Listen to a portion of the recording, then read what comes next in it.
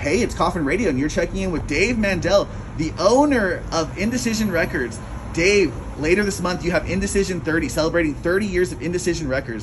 What does it mean to you to be putting out records for 30 years? I mean, it's surreal. You know, it's hard to really articulate.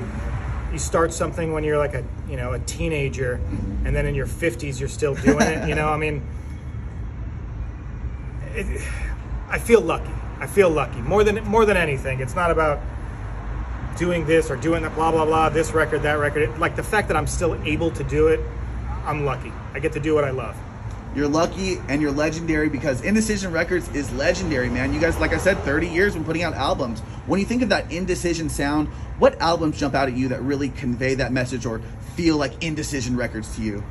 I mean, I kind of feel like I was pretty good at finding bands that are really different from each other. Like I don't feel like there's an Indecision sound per se, but I mean there were some really important records for the label. Bleeding Through was a big one, going into like that metalcore era. That was a big one for us.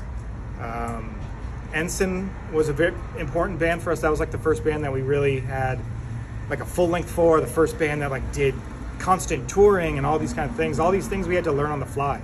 You know what I mean? It's not like I was like born a record executive. You know what I mean? It's just like, you know, my friends wanted to put out a record. I helped them put out a record, and that's kind of, I had to learn everything else on the fly. But like, if I'm gonna say like the most sentimental record to me, even though it's probably not sonically one of the better releases we released, the Strife 7-inch for me, because I mean that was our start, and Sid from Strife is really the one that kind of gave me the push and the idea to kind of, let's do a label together. And then he bowed out, and 30 years later, I'm still doing it. And I owe an entire life to Sid.